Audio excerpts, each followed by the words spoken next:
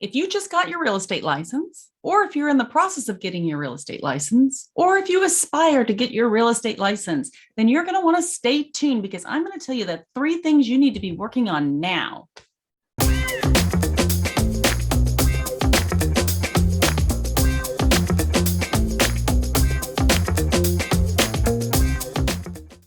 Thank you for joining me today. Linda Nuxall here, and I am with eXp Realty, and I'm going to talk to you about getting started with your real estate business.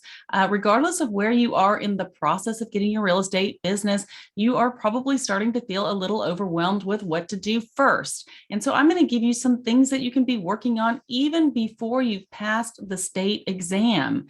So one of the things that you're going to need to be working on is your sphere of influence. You need to create an Excel spreadsheet of every single person you know and every single person who knows your name.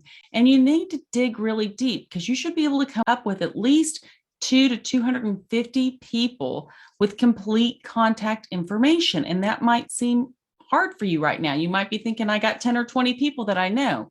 But as you really dig deep, you're going to realize that you know a lot of people and a lot of people know you. And so you want to get them into your database and you want to get their information. So who are these people?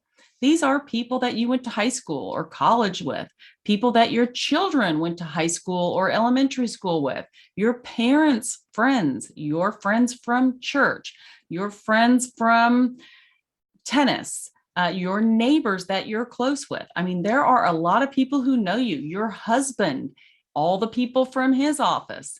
So there's lots of different people that you know that you don't even think about. So start writing down a list. And so one of the first places you can start at is Facebook. So if you're on Facebook, just go into Facebook and start rifling through all of your contacts and figure out who still lives in the area that could be a potential client for you and get their name. And then you can go to the tax records site and look at their address. And then you can maybe go to LinkedIn and pick up an email address or a phone number. So you have to be really, really resourceful. You can go to whitepages.com to get addresses as well. And then you can also just reach out to people, and tell them, hey, I'm super excited. I'm getting my real estate license. I'm working on my database. Would you mind sending me your email address and your phone number? And a lot of people will do that. So start working on that right now. It can take a lot of time to get that all compiled. It's very overwhelming. Maybe just budget a couple of hours a week for doing it so that you don't get completely burned out. So the second thing that I want to tell you to do, even before you get your real estate license, is think about your personal life. Like, what do you do all day? Who are you connected with on a regular basis? Are you just sitting at home, cooking dinner and watching TV and putting the kids to bed and not actually putting yourselves out there? And start thinking about things that you can do to immerse yourself into society to connect with people, because you're going to get a lot of business just from being out and about.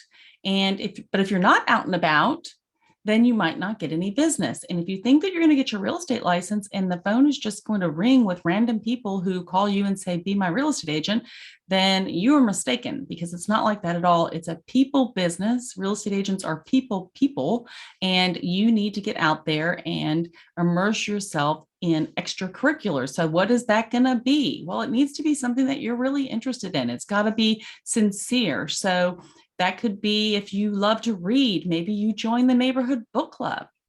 And if there's not a book club, then maybe you start a book club. If you like to garden, maybe you help with the church garden, or you volunteer at, you volunteer with a charity close to your heart, or you join your HOA board at your neighborhood. You can play tennis. If you used to play tennis in high school and you want to pick up tennis again, that's a great thing to do. So you really need to dig into the things that you enjoy doing and get involved in those things. Another thing you could do is join your local chamber of commerce. That's a great place to meet other people and people who are in the industry as well. So that's a good thing to do too. But start thinking about the things that you like to do and start doing them. And then also that sphere of influence that you were working on earlier, you need to start reaching out to those people. And you need to start, meeting people for coffee and meeting people for lunch. And these conversations don't have to all be about the fact that you got your real estate. It's just about connecting with people They know you have your real estate license. And if they see you more, they're more inclined to call you. So finally, the third thing that you can be doing before you've even gotten your license is working on your social media.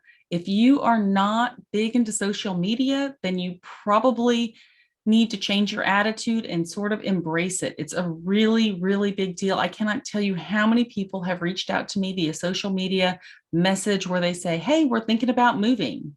Or they send me a message through my Facebook business page and say, "Hey, we're thinking about moving." And these are people who could contact me in other methods, but they are on Facebook. And so that's what's easy for them. And if I'm not paying attention or I'm not active on Facebook, then they don't even know to reach out to me. So definitely want to spruce up your social media. You want to go onto LinkedIn and you want to link in with everybody you know. I take all LinkedIn requests, even if I think it's somebody trying to sell me something. I don't care. They're all invited to my LinkedIn.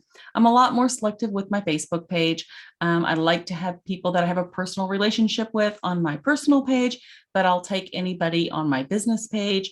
And then, of course, there's TikTok and Instagram and probably a bunch of other stuff I don't know, but start getting those systems set up so that you are ready to be active on social media. Let people know that you're getting your license or you just got your license, and start talking real estate on all of these platforms. And keep in mind that it shouldn't all be about real estate. You need to talk about some personal stuff too. People need to know you as a person and then know that you do the real estate on the side.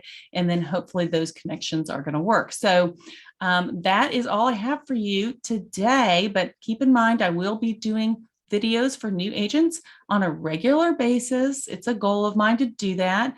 And I've been in the business for 17 years and I am well qualified to help you start your business. If you have any questions, don't hesitate to reach out.